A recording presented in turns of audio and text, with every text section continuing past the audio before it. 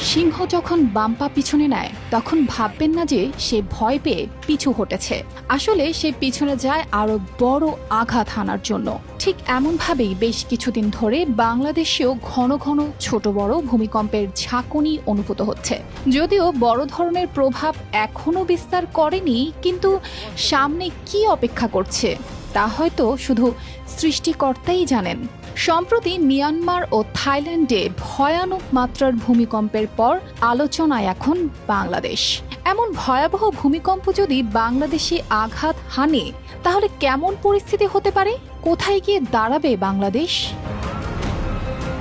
মিয়ানমারে সম্প্রতি 7.7 মাত্রার ভূমিকম্পে হাজারেরও বেশি মানুষের মৃত্যু হয়েছে, আহত হয়েছে হাজার হাজার মানুষ। প্রতিবেশী থাইল্যান্ডেও একটি নির্মাণাধীন 30 তলা ভবন ধসে পড়েছে। ধ্বংসস্তূপে আটকে পড়েছেন বহু মানুষ। বিশেষজ্ঞরা বারবার সতর্ক করেছেন বাংলাদেশের জন্য অপেক্ষা করছে মারাত্মক ভূমিকম্প। ওয়ালটন আবারও মিলিয়নিয়ার অফারে ওয়ালটন ফ্রিজ কিনে আপনিও হয়ে যেতে পারেন মিলিয়নিয়ার।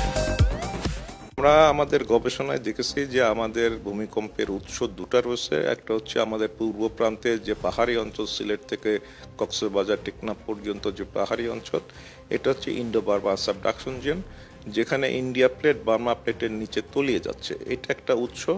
আর একটা উৎস হচ্ছে আমাদের উত্তরে ডাউকি ফল্ট, যেটা 500 কিলোমিটার পূর্ব পশ্চিমে বিস্তৃত, এবং তারও আরেকটু উত্তরে হিমালয়ান পাদদেশে হিমালয়ান ফ্রন্টাল থ্রাস্ট বেল্ট। এটা হচ্ছে আমাদের উত্তরের উৎস এবং পূর্বের উৎস। তার মধ্যে আমরা আইডেন্টিফাই করেছি বা চিহ্নিত করেছি যে আমাদের যে সাবডাকশন জোন পূর্বে যেটা আছে, এটা হচ্ছে আমাদের জন্য সবচাইতে বিপজ্জনক উৎস এখানে, বিকজ এটা হচ্ছে একটা সাবডাকশন জোন। এবং আমাদের গবেষণায় আমরা দেখেছি যে এখানে এই উৎসে 8.2 থেকে 9 মাত্রা শক্তিসম্পন্ন ভূমিকম্প এখানে সৃষ্টি হওয়ার মতো শক্তি এখানে জমা হয়ে রয়েছে। সেটা আজ হোক কাল হোক বা 50 বছর পরে হোক, এই শক্তিটা বের হবেই। ইতিহাস বলছে বাংলাদেশে এর আগে বেশ কয়েকবার বড় ধরনের ভূমিকম্প হয়েছিল। 1762 সালে চট্টগ্রামে প্রায় 8.5 মাত্রার ভূমিকম্পে উপকূলীয় অঞ্চলে ভূমিধস হয়েছিল এবং বহু মানুষের প্রাণহানি ঘটেছিল।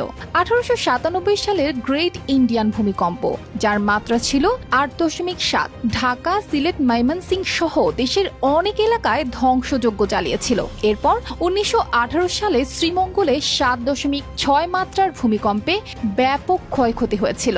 সেই হিসেবে প্রায় 107 বছর ধরে বাংলাদেশ বড় ধরনের ভূমিকম্পের সম্মুখীন হয়নি।